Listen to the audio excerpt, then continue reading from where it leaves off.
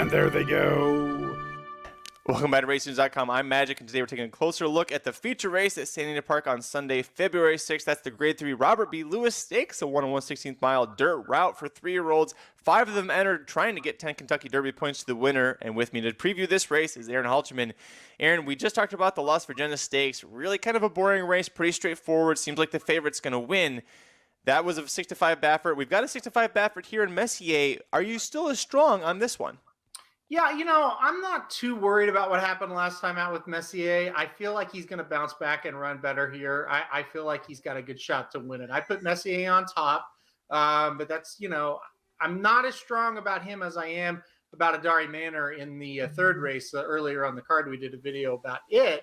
I'm not as strong on Messier. I do think, though, that he's the best horse out of the group. I like that Johnny Velasquez gets aboard. To that point, Magic, let's talk about the number 2, Sir London. Because Flavien Prat is aboard him, and he was aboard Messier last time out. Now, a lot of people are like, wow, Flavien Prat must like Sir London better. What about this angle that we haven't thought of yet? Messier lost as a heavy favorite last time. Since then, Johnny V has come to California. Maybe Baffert replaced Flavien, and so Flavien had to ride Sir London. We don't really know, but listen, those two are the top 2 candidates. I think they'll throw it down here, and I think it'll be a good race between Sir London and Messier.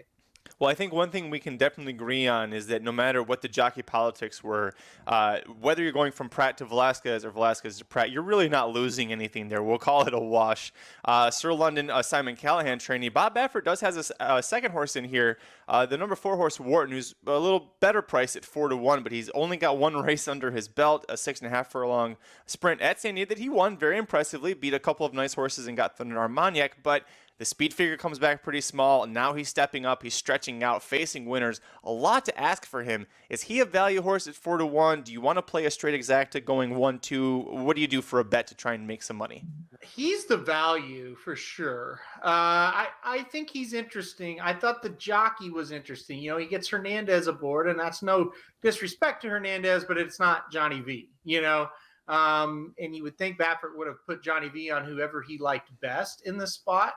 And so him being on Messier kind of tells me Messier's a little better. He's still value, though. He's an unknown. We don't really know much about him other than that maiden win. It didn't tell us a whole lot because the speed figure came back funky. I don't really hold out against him. All the speed figures from that day came back funky. McLaren Vale won on debut that day with a low figure, came back and ran a much higher figure in the San Vicente. So I don't hold out against him. Same time, I don't know if he's up to the Messier Sir London level quite yet. Like you said, a ton to ask going from a maiden now into this race. So he's still value. I think you could get him in the mix, and he might be able to help your payouts a little bit. I wouldn't rely on him to win the race, though.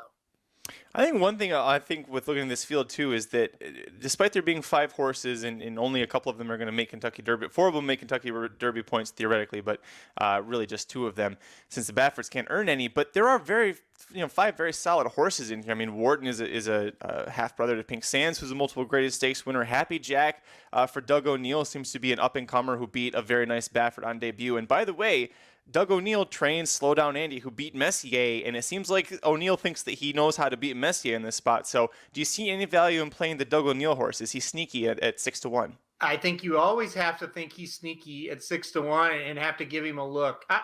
What I would do is I would pick between Messier and Fort London, and then I would just try to play one of them on top and then mix a couple of shots underneath them and hope that the other one doesn't run very well. I think that's the best way to make money in here, because if you can get one of them out of the exacta, it's still probably going to pay okay. So that's kind of what I would try to do here. The O'Neill horses, listen, he usually doesn't win races on this Derby trail when he's the favorite. It's usually with these kind of longer price ones. I think he brings this horse in with a shot. I still think Messier is going to bounce back and run a better race, though. But, we'll see. I mean, this field is a lot trickier than the female version of this earlier on the card. There's no doubt about it. It's definitely a lot more exciting. Head over to RacingNews.com. We've got free picks for every race, every track around the country. Over at YouTube.com/racing, do its full coverage of the Kentucky Derby Trail, along with the Kentucky Oaks, including the Las Virgenes Stakes, which is earlier on the card Sunday at Santa Anita Park. Hit like if you like this video. Hit subscribe if you really like it. Tell all your friends. We'll see you at the track. Racing News Preview.